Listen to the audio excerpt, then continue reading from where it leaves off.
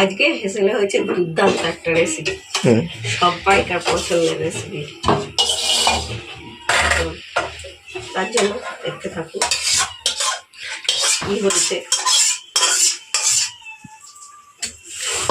আজকে হয়েছে জানেন তো হেসেলে দুর্দান্ত একটা রেসিপি, পুঁই শাক দিয়ে চিংড়ি মাছ। তার জন্য দেখতে থাকুন করবো চিংড়ি মাছ দিয়ে পুঁই শাক। তার জন্য কি কি নিয়েছি দেখুন, চিংড়ি মাছ, পুঁই শাক, আলু এরকম কেটে নিয়েছি, খুব মোটা মোটা না খুব পাতলা না, একটু একটু মোটা মোটাই বলুন, বেগুন, কুমড়ো, রাঙা আলু আর দুটো টমেটো। আসুন এবার রান্নাটা করে নিয়ে। আর যা লাগবে পেঁয়াজ কুচি, রসুন বাটা, আদা বাটা, আর আমার স্পেশালিটি কাঁচা লঙ্কা বাটা। কাঁচা লঙ্কাটাই খাবেন, শুকনো লঙ্কা খাবেন না একদম। আসুন চলে যাই পরবর্তী ধাপে। এবার একটু চিংড়িটা একটু নুন হলুদ দিয়ে মাখিয়ে নেব। এবার একটু নুন দিয়ে দিন, নুন দিয়ে চটপট মাখিয়ে ফেলুন। আমি একদম খোলা ছাড়িয়ে পরিষ্কার করে নিয়েছি। খোলা শুধু চিংড়ি আমার বাড়ি একদম খায় না, আর চিংড়ির সাইজগুলো ভালোই আছে। খোলা ছাড়িয়ে এমনি ছাড়িয়ে এরকম 250 গ্রাম চিংড়ি নিয়েছি।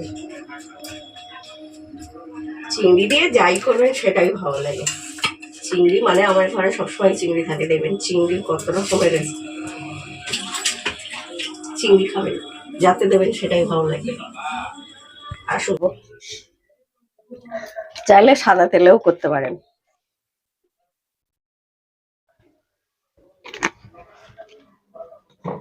আগে চিংড়িটা ভেজে নেব, তেলটা গরম, চিংড়িটা ভেজে নেব, তেলটা গরম হয়ে গেছে।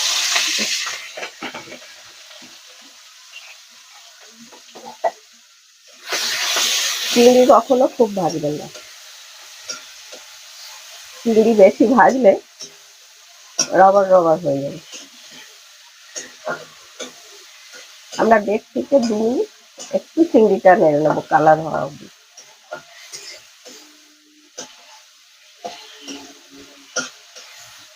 দেখি চিংড়িটা আমাদের ভাজা হয়ে গেছে।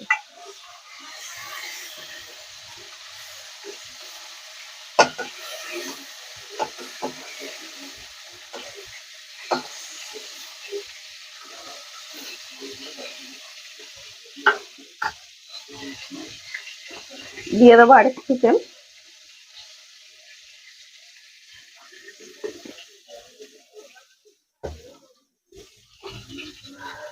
আগে আলুটা একটু ভেজে নেব।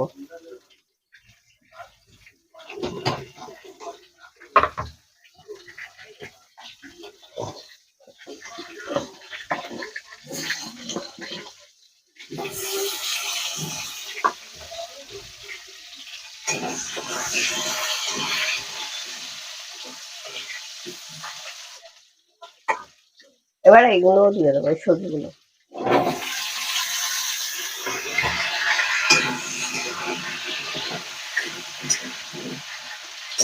দিয়ে আমরা একটুখানি 5 মিনিট সব সবজিগুলো ভেজে নেব। সব সবজিগুলো বেশ দেখুন হালকা হালকা কালার হয়ে এসছে, খুব তো ভাজার দরকার নেই, বেশ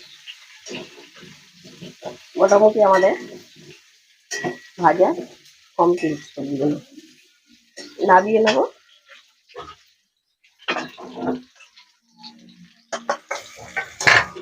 আপনারা চাইলে অন্য কোনো সবজিও আরো সবজি দিতে পারেন সঙ্গে, ঝিঙে, পটল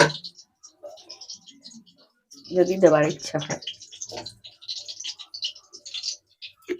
একটু তেল দিয়ে দিলাম,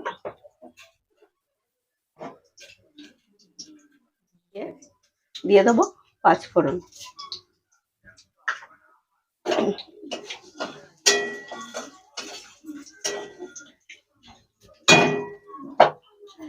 পাঁচফোড়নের উপরে যখন পেঁয়াজ দেবেন না, দেখবেন খুব সুন্দর একটা গন্ধ বেরোয়। 2টো পেঁয়াজ কুচিয়ে রেখেছি, সেটা দিয়ে দেবো।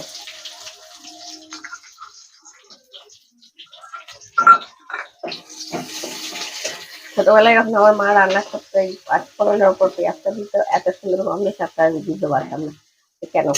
আমার তরকারিতে এত সুন্দর গন্ধটা কি করা হয় দিয়েছে।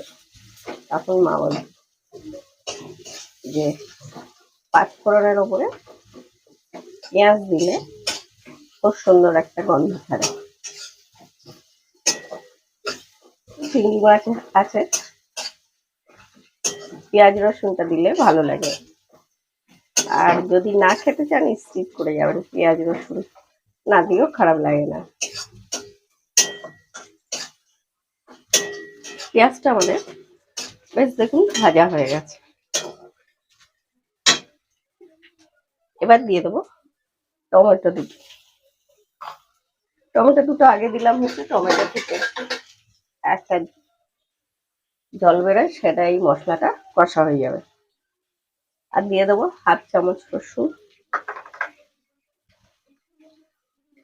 1 চামচ আদা বাটা, আর যেরকম ঝাল খাবেন সেরকম অনুযায়ী কাঁচা লঙ্কা বাটা। দিয়ে দেবো 1 চামচ জিরে গুঁড়ো,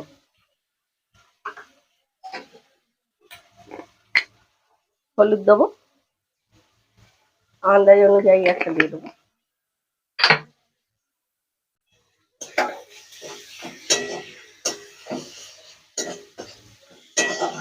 অল্প একটুখানি জল দেবো।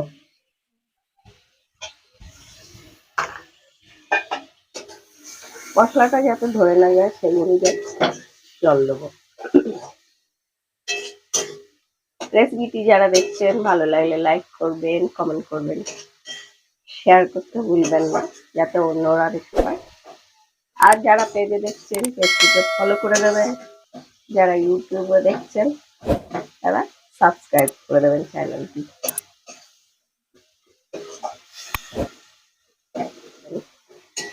স্কিপ করে চলে যাবেন না, পুরো না দেখলে বুঝতে পারবেন না।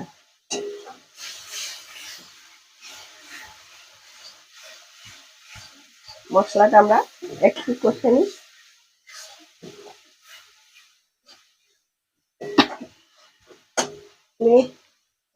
A few minutes later. মশলাটা আমাদের কষা হয়ে গেছে। এবার দিয়ে দেবো পুঁই শাকটা।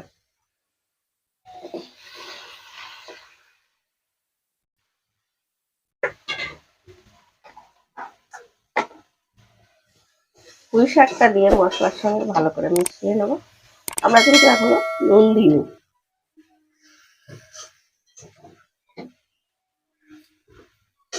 আন্দাজটা তখন আমরা নুন দেবো, কারণ এখন মনে হচ্ছে অনেকটা পুঁই শাক।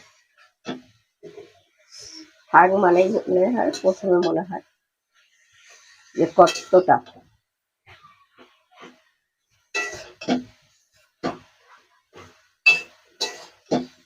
ভালো করে মশলার সঙ্গে মিশিয়ে নেব।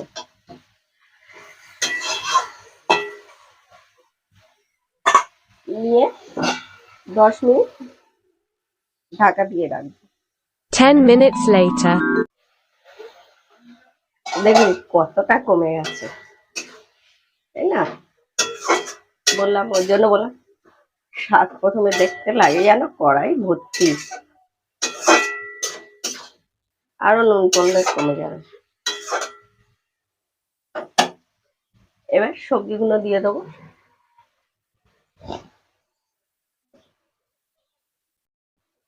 তেলটাও দিয়ে দেবো শেষে। দিয়ে দেবো আন্দাজ মতো নুন।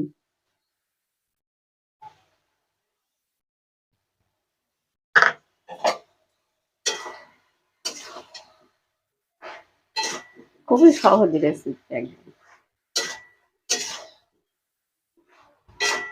এই পুঁই শাক আমার বড়দি পাঞ্জাবে থাকে, ওদের ওখানে পায় না, ও ভীষণ ভালোবাসে।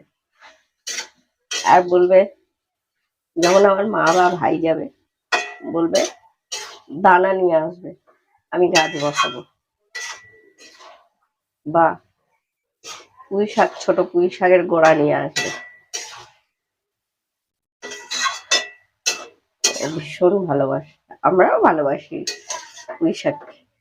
মাছের মাথা দিয়ে বলি।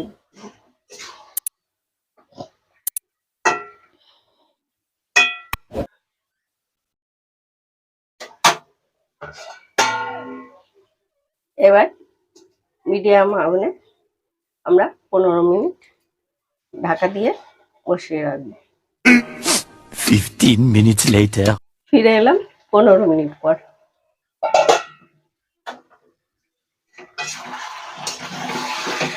বেশ ডাটা সবজি সব সেদ্ধ হয়ে গেছে, আর জলটাও শুকনো শুকনো হয়ে গেছে। দিয়ে দেবো চিংড়িটা।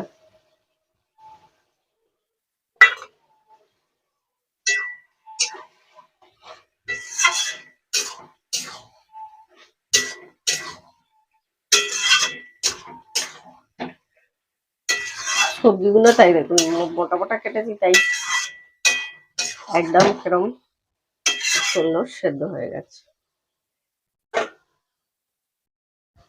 আর দিয়ে দেবো একটু মিষ্টি, যারা খান না দেবেন না একদম, কিন্তু চচ্চড়িতে একটু মিষ্টি দিলে নুন মিষ্টিগুলো ভালো ব্যালেন্স হয়। যারা খান না তারাও একবার দিয়ে দেবেন, রান্নার স্বাদটা একটু পাল্টে যায়, নুন মিষ্টির ব্যালেন্সটা খুব সুন্দর হয়।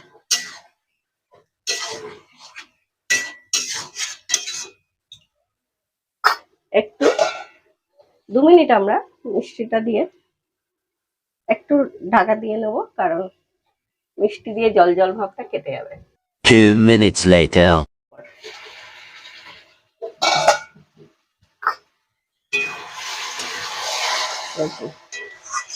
আমাদের একদম পুঁই শাক চিংড়ির চচ্চড়ি একদম খাওয়ার জন্য রেডি, সার্ভ করার জন্য।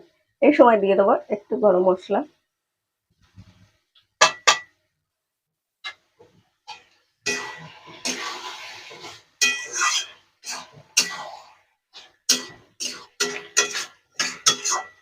এবার আমাদের রান্নাটা একদম শেষ পর্যায়ে। যতক্ষণ না সার্ভ করবো ততক্ষণ ঢাকা দেওয়া থাক। আমাদের রান্নাটা কমপ্লিট হয়ে গেছে, কিছুটা চিংড়িতে দিয়ে দিয়েছি আর একটুখানি রেখে দিয়েছি সাজাবার জন্য। যারা রেসিপিটি দেখলেন ভালো লাগলে একটি লাইক করবেন, কমেন্ট করবেন, শেয়ার করতে একদম ভুলবেন না, যাতে অন্যরা দেখতে পায়। আর যারা পেজে দেখছেন পেজটিকে ফলো করে দেবেন, আর যারা ইউটিউবে দেখছেন চ্যানেলটি একটু সাবস্ক্রাইব করে দেবেন। আগের মতো হেসেলের রেসিপি এখানেই শেষ, আবার আসবো কালকে অন্য একটি রেসিপি নিয়ে। দেখতে থাকবেন, সঙ্গে থাকবেন। সবাই সুস্থ থাকবেন, ভালো থাকবেন, রাঁধবেন, খাবেন, কমেন্ট করতে ভুলবেন না। দেখতে দেখতে একটু খুশি করে কমেন্টটা করে দেবেন, লাইকটা করে দেবেন। তাহলে নিত্য নতুন রেসিপির জন্য দেখতে থাকুন মৌসুমীর হেসেল।